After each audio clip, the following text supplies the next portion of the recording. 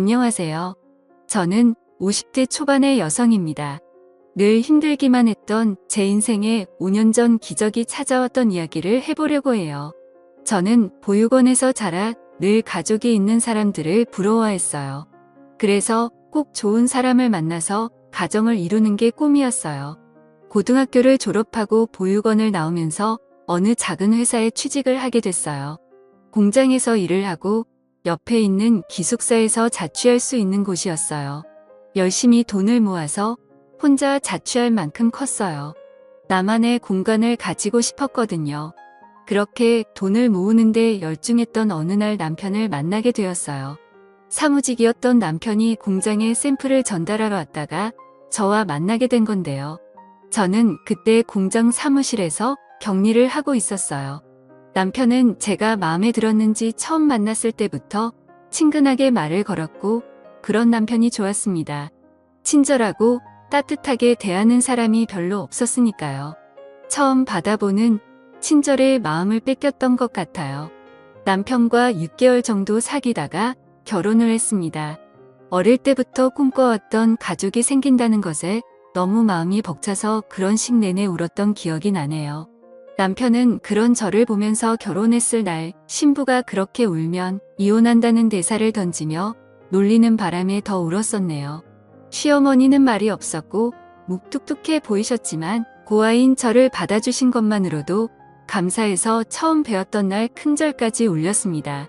그리고 누구보다 잘 살겠다고 약속했어요. 결혼 후 몇 년간은 별일 없이 잘 지냈어요. 두 아이가 태어났고 저는 애들을 키우려 남편 뒷바라지하려 매일 정신이 없어서 하루가 어떻게 가는지도 모르고 지냈어요. 그때 시어머니 댁의 반찬과 김장 김치도 제가 다 했는데 지금 생각하면 그 많은 일을 어떻게 다 했나 엄두가 나지 않네요. 그런데 남편이 조금씩 변해갔어요. 원래 성품이 나았다고 하는 게 더 맞을 것 같아요. 언젠가부터 남편은 월급을 제대로 가져다 주지 않았는데 알고 보니 시어머니가 월급을 달라고 했다는 거였어요. 어머님이 당시대 월급을 달라고 하셨다. 그래도 우리가 쓸 것은 남기고 드려야지. 그렇게 다 가져다 드리면 애들은 어떻게 키우고 우리 생활비는 어쩌고. 지금 당장 내일 장볼 돈도 없는데 미리 말을 해주던가 라고 말하자 남편은 버러 화를 냈어요. 아니 그동안 내가 가져다 준 돈 다 어쩌고 내일 장볼 돈도 없다고 그래. 그렇게 돈을 물 쓰듯 낭비하니깐 엄마가 돈을 달라고 하셨지. 당신 진짜 어쩌려고 돈 관리를 그따위로 하는 거야. 저는 너무 황당하고 어이가 없어서 말했어요. 당신이 가져다 준 돈이 얼마나 된다고 그렇게 말해. 우리 생활비하고 적금 놓고 하면 빠짓해서 남는 것도 없어. 그건 당신이 제일 잘 알잖아. 그리고 내가 무슨 낭비를 해. 낭비할 돈도 없지만 난 몇 년째 옷도 하나도 안 사 입었어. 그렇게 말하면 나는 억울하지. 시끄러워. 앞으로 엄마가 용돈 조금씩 보낸다고 하니까 그걸로 써. 진짜 내가 엄마 보기 창피해서. 라며 소리를 지르고 집에 나가더군요. 시어머니는 제가 친정이 없다고 은근히 일도 많이 시켰고 갑자기 불러서 저녁을 지어라. 친구들이 오니 밥상 차려라. 그런 일은 일도 아니었지만 꼭 다 참고 시키는 대로 해왔어요. 그렇게 하는 게 집안에 분란도 안 생기고 나는 미움받아도 우리 애들은 사랑받을 거라고 믿었기 때문이었어요. 하지만 남편의 월급을 가져가는 건 도저히 이해가 되지 않았어요. 어머니 현수 아빠한테 들었는데 월급을 달라고 하셨다면서요. 그런데 그 돈은 제가 적금을 넣고 애들하고 생활도 해야 돼서요. 니네 쓸 돈은 준다고 성준이가 얘기 안 했니? 그동안 보니까 내가 씀씀이가 해프더라. 야채 같은 것도 쓸데없이 많이 사오고 내 식구 먹으면서 뭘 그렇게 많이 사는 거냐? 그래서 내가 가지고 있으면서 쓸 만큼만 주겠다고. 어머니 제가 장을 많이 본 건 시어머니가 저희 반찬을 많이 가져가셔서 넉넉히 만드느라고 그랬던 건데요. 시끄럽다. 너 말하는 게 아주 이상하다. 지금 나 때문에 돈을 많이 썼다는 거야. 그렇게 나오시니 저는 더 이상 아무 말도 할 수 없었어요. 그때부터 저는 시어머니에게 매주 조금씩 돈을 다 써야 했는데 그 돈으로는 애들한테 들어가는 걸 쓰기에도 부족했어요. 남편한테 사정을 얘기하고 용돈을 좀 나눠달라고 했지만 그냥 웃음만 치더군요. 내가 나가서 사람들 만날 때 돈 없어서 쩔쩔대야겠어? 사회생활하는 사람이 여유가 있어야지 언제 무슨 일이 생길 줄 알고 막말로 갑자기 친구라도 만나면 내가 돈 한 푼 없이 가서 얻어먹기만 해야 돼. 다른 집 마누라들은 남편 자존심 채워준다는데 보고 잘한 게 없어서 그런가? 은근히 제가 구하라는 걸 피하냐 구리더군요. 저는 너무 억울했지만 더 이상 아무 말도 하지 않았어요. 제 말이 통하지 않는다는 걸 몇 번의 경험을 통해서 알았으니까요. 저는 제가 할 수 있는 일들을 찾기 시작했고 집에서 할 수 있는 인형 눈 붙이기부터 밤 까는 일들을 했습니다. 손도 많이 가고 힘이 드는 거에 비해서 돈은 조금이었지만 그나마 집에서 애들을 보면서 할 수 있는 일이었어요. 사정이 이런데도 시어머니는 주는 돈을 더 줄이더군요. 요새 돈 좀 번다며? 그럼 더 안 줘도 되지? 라면서 조금씩 줄이더니 어느 날부터인가는 한 푼도 보내지 않았어요. 어머니 이번 주는 돈 언제 보내주세요? 원래 어제 주셔야 했는데 내가 버는 돈으로 충분히 쓰고 살겠더만 굳이 내 아들이 번 걸 그렇게 가져다 쓰려고 드니? 너도 좀 염치가 있어 봐라. 다른 집 며느리들은 직장도 좋은데 다녀서 집에 도움이 되고 시댁에도 돈 펑펑 쓴다는데 너는 어째 타갈 생각만 하니? 내가 무슨 번듯한 사돈집이 있어서 어디다 자랑을 할 수 있기를 아나? 그렇다고 며느리가 직업이 빵빵해서 덕을 볼 수 있기를 아나? 아이고 내 팔다야. 저 두드려 하는 듯이 신세 한탄을 하시더군요. 저는 그래서 어머니한테 돈 받는 걸 포기했어요. 그리고 애들은 어린이집에 맡기고 다닐 수 있는 일을 찾았고 보험 설계사 일을 시작하게 되었습니다. 남편은 점점 집에도 잘 안 들어왔고 늦게 들어오는 날은 술에 취해 있을 때가 많아져요. 알고 보니 남편은 원래 도박에 빠져 있었더라고요. 그래서 한번 결혼을 했다가 한 달도 안 돼서 파혼을 했었다더군요. 나중에 공장에서 같이 일하던 아줌마를 통해서 늦게 되었어요. 하지만 저에게는 이미 남편 사이에 아들도 있었고 결혼 생활은 돌을 킬 수 없는 노릇이었어요. 가족 없이 자란 저는 아이들도 그렇게 키우기 싫었어요. 그래서 그저 나만 참으면 된다는 마음으로 보험 일을 하면서 악착같이 아들을 키웠어요. 다행히 아이들은 제 말이라면 자다가도 깨서 들을 만큼 착하게 잘 자라서 초등학교에서 공부도 곧잘 했어요. 그러던 어느 날 정말 저한테는 서러운 일이 터지고 말았습니다. 저와 큰아들 현수가 생일이 같아서 둘의 생일 기념으로 잡채를 만들고 아이들이 좋아하는 치킨을 만들어주려고 양념을 다 묻혀서 냉장고에 넣어뒀는데 저녁에 집에 오니 아무것도 없는 게 아니겠어요. 딸아이 말로는 할머니가 와서 가져갔다는데 정말 기도 안 차더군요. 세상에 어느 할머니가 손주 생일날 선물은 못 줄 망정 생일 파티 음식을 가져가나요? 저는 우라통이 터져서 그 길로 시댁으로 쫓아갔어요. 어머니 오늘 냉장고에 넣어둔 거요? 저랑 현수 생일이라서 만들어 놓은 거예요. 그걸 그냥 가져가시면 어떡해요? 그리고 제 생일은 그렇다고 저도 어떻게 현수 생일인데 이러실 수가 있어요? 손자 생일인데요. 기억은 하셨어요? 이게 진짜 못 배워 먹어서. 야, 내가 지금 시어머니한테 하는 태도 이게 뭐냐? 뭐 생일? 그래 너 말 잘했다. 너는 내 생일이라고 언제 뭐 그렇게 특별하게 해준 적이 있니? 너는 내가 내 아들 생일 기억 못한 것만 서운해? 내가 그렇게 손자 생일이 어쩌고 하니? 이왕 말 나온 김에 나도 하자. 나는 어쩌다가 천안고아 며느리를 들이게 돼서 아주 어디 가서 쪽팔려서 말도 못 꺼내고 살았다. 그렇게 사람 창피 주고 내가 맨몸으로 와서 자식까지 낳고 살았으면 시어머니한테 고마워서 뭐 하나라도 더 해주려고 해야지. 인간 아니야? 내가 성준이가 아니었으면 너는 아직 시집도 못 가고 공장에 있었어. 내 인생 피폐해졌으면 매일 감사하다고 해도 부족한 일 아니니? 처음에 만났을 때는 큰절을 하고 부산을 떨더니 내가 돈 좀 관리하고 집에 저녁 반찬거리 좀 가져왔다고 이렇게 쫓아와서 사람을 못살게 보고 시건방을 떠. 너 그냥 나가. 나도 더는 못 봐주겠어. 계속 이럴 거면 혼자 나. 저는 애들을 두고 나가라는 말에 시어머니가 저한테 퍼부었단 말을 그저 다 흘려듣고는 집으로 얼른 돌아갔어요. 남편은 역시나 집에 들어오지 않았고 새벽동이 틀 무렵 제가 출근하려고 일어날 때 술에 취해 들어와서 씻지도 않고 잠이 들었어요.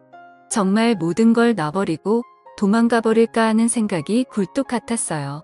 하지만 애들한테 부모 없는 삶을 물려주고 싶지 않아서 참았습니다. 그러던 어느 날 저는 보험 계약을 하는 분과 이야기를 하다가 경찰의 가족 찾기라는 프로그램이 있어서 거기에 DNA를 등록하면 가족을 찾아준다는 말을 듣고는 경찰서를 찾아가서 DNA를 등록하게 되었어요. 혹시라도 제 가족 중에 누군가가 있을지 모른다는 희망을 가지고 말입니다. 그만큼 시어머니와 남편이 제게 주는 사랑은 너무나 컸습니다. 하지만 시간이 지나도 연락은 오지 않았고 저도 처음에는 궁금해서 몇 번은 경찰서도 찾아가 보고 연락도 해봤지만 아무 성과가 없자 그냥 포기를 하고 살게 되더군요. 그리고 반년 후 남편은 회사에서 정리해고를 당했어요. 전화로 딸에게 아빠가 정리해고됐다며 집에 있는다는 이야기를 듣고 서둘러서 들어가 보니 시어머니가 계시더군요. 저는 얼른 애들을 학원에 보냈어요. 시어머니나 남편의 표정이 심청치 않았으니까요. 이제 매달 상준이가 주던 월급은 내가 줘야겠다. 내가 요새는 애들 아빠보다 잘 번다는 것 같던데 난 그냥 상준이가 주던 만큼 안 줘도 된다. 어머니, 저는 제 월급 못 드려요. 애들 학원비도 많이 나가고 앞으로 대학 보내려면 지금보다 돈도 더 많이 필요해요. 안 그래도 요즘 보험 계약하는 사람들이 줄어서 많이 어려워요. 그리고 저 그렇게 많이 버는 거 아니에요. 너는 아무것도 없이 시집 와서 이만큼 살아놓고도 내 거 챙기겠다고 그러는 거야. 내가 감히 우리 엄마한테 따박따박 말 대답을 해? 내가 항상 이런 식으로 엄마를 대했구나. 그런 식으로 말하지 마. 나도 할 만큼 했어. 이건 내가 잘 먹고 잘 살겠다는 거 아니잖아. 우리 현수랑 현아를 위해서 그런 거라고. 어머니는 그동안 당신한테 가져간 돈도 아직 있는데 그거 안 쓰고 모아주신다고 했다며? 그럼 진짜 그 돈 쓰면 되잖아.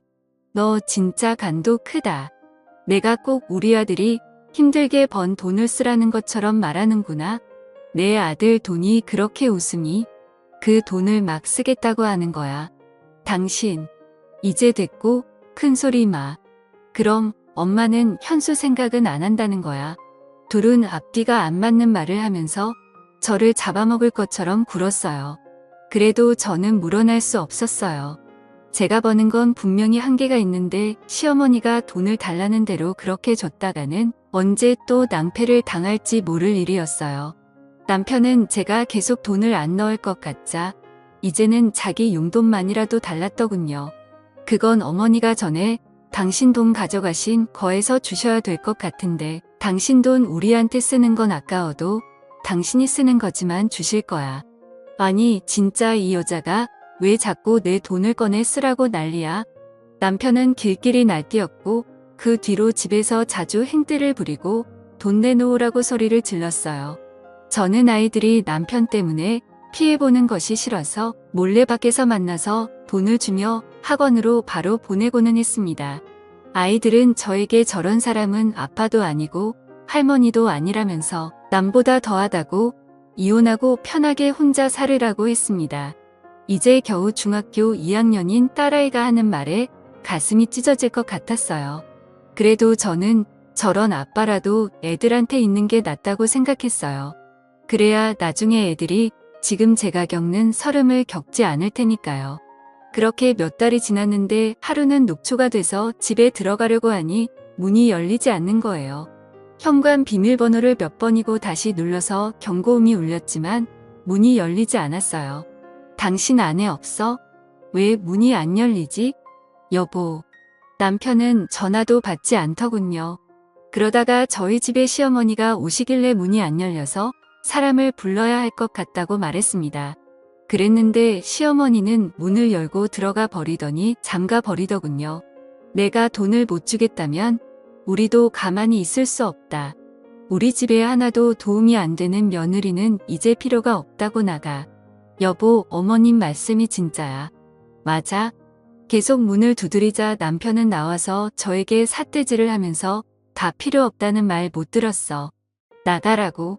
학원에서 밤늦게 온 아이들은 이 사실을 알고 울고불고 난리가 났지만 시어머니는 오히려 니들이 그러면 엄마만 더 힘들게 될 줄 알아. 현수, 너 함부로 엄마 찾겠다고 나서면 가만 안 둘 거야. 라면서 애들한테 겁을 줬다고 하더군요. 저는 결국 혼자서 잠만 잘 수 있는 원룸을 구했고 더 악착같이 돈을 모아야겠다는 생각에 야식업체에서 설거지까지 했어요. 가끔 애들을 보러 가는 날이면 눈물바다가 됐어요.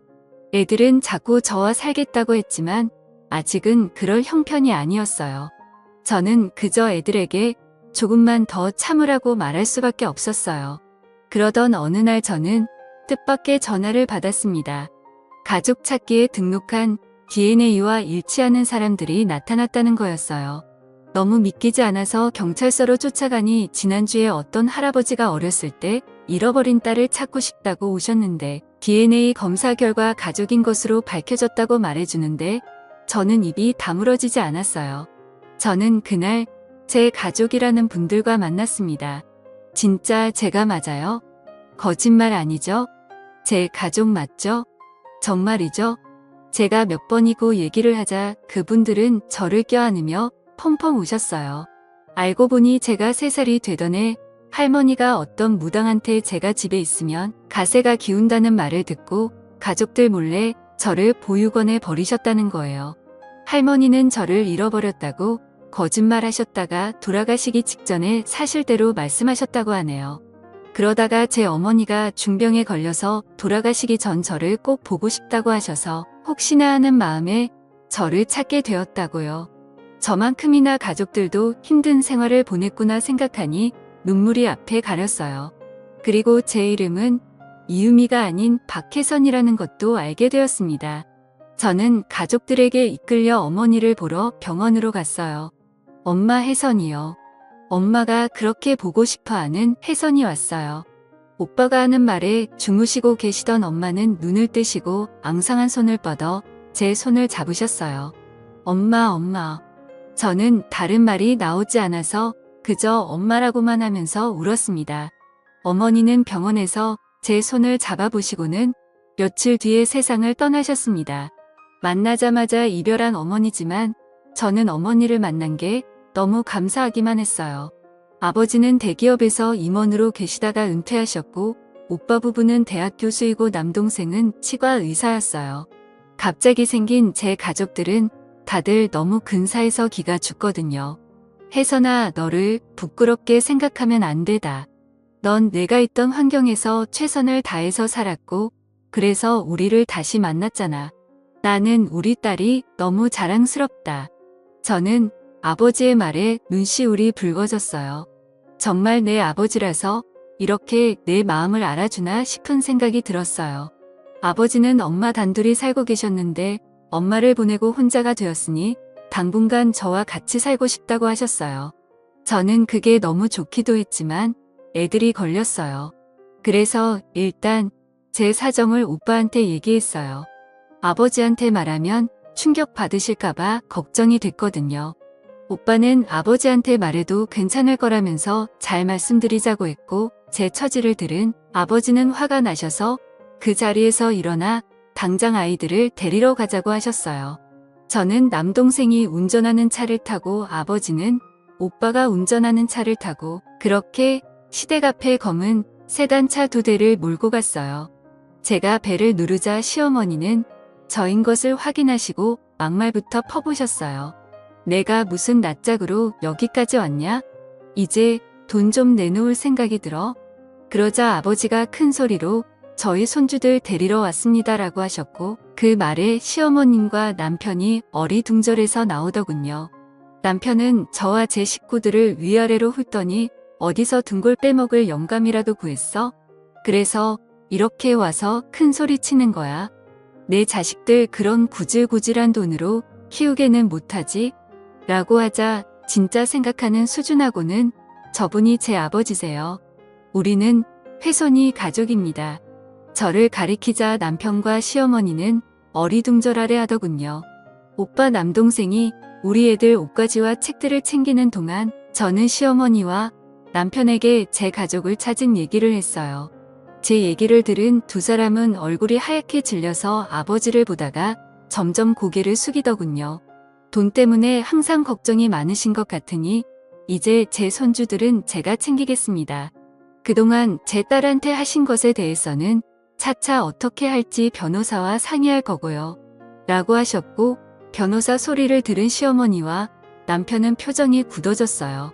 오빠 남동생이 애들 짐을 다 챙겨서 나오자 시어머니는 다급하게 저를 붙잡고 아가 우리 얘기 좀 하자.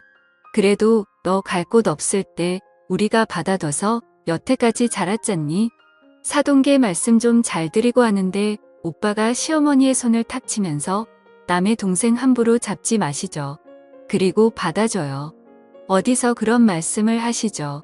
제 동생이 결혼을 했지 이 집에 일하러 들어온 일뿐입니까? 사람이 힘없다고 막대하고 그러는 거 아닙니다. 라면서 차갑게 말했어요. 시어머니는 쩔쩔매기 시작했습니다. 아가, 내가 정말 큰 실수를 했다. 정말 미안하다. 내가 잘못했어. 여보 미안해. 당신이 돈 안 주니까 그만 꼭 해서 정말 내가 바보 같아서 미안해. 돈을 안 준다고 해서 당신이 그렇게 말을 해. 난 당신이 벌은 돈 거에 만져보지도 못한 사람이야. 그런데 내가 아이들하고 먹고 살겠다고 돈을 안 준다고 사람을 그렇게 내도 못 참. 그것도 일하고 들어온 사람을. 나 이혼 소송할 거니까 그렇게 알고 있어. 저는 애들을 데리러 학교로 갔고 갑자기 왜 할아버지와 왜 삼촌이 생긴 아이들은 어안이 된 건 했지만 곧 너무 기뻐하며 좋아해줬어요. 그리고 시어머니와 남편은 몇 번이고 제게 연락을 하고 찾아오기도 했지만 만나지 않았어요. 한 번은 제가 오빠 부부와 백화점에 갔는데 어떻게 알고 시어머니가 저희를 쫓아오신 거예요. 그래서 오빠가 무슨 얘기를 할 건지 드러나 못했으며 같이 백화점 커피숍으로 들어갔어요. 제 둘 부부는 잘 지냈는데 아들이 회사를 그만두면 문제가 생긴 거예요. 용돈을 안 주겠다고 하니 불화가 좀 있었고 저도 남들 다 받는 패물임을 예단 못 받고 며느리를 들었는데 제 입장은 생각 안 하시고 무조건 안 좋게 보시네요. 그렇네요. 좋습니다. 그 용돈이라는 것과 패물 예담해드리고 저희도 가정폭력과 협박으로 아드님과 사돈분 정식으로 고소하겠습니다. 아니 그러시면 얘기가 틀려지죠. 지금 혜선이 이혼 변호사 만나고 왔는데 애들 직원을 들어보니 굉장하더군요. 하루가 멀다 하고 술 마시고 도박하고 집에 안 들어오는 아버지, 그리고 집에 있는 애들 간식까지 쓸어가고 돈 한 푼 안 보태면서 엄마를 부려먹는 할머니. 이 정도면 이혼 사유가 차고도 넘칩니다. 그리고 집 비밀번호까지 바꾸고 못 들어오게 해서 1년 가까이 밖에서 살겠죠? 이런 것도 다 죄가 될 수 있고 위자료를 받아낼 수 있다고 하던데 저희는 그대로 다 진행할 겁니다. 그러니까 그렇게 알고 계세요. 억울하다는 시어머니의 말에 기가 차서 저도 한마디 했어요. 어머님 집에서 최신형 에어컨에 제일 큰 냉장고까지 있고 부엌도 최신식으로 다 뜯어 고치셨잖아요.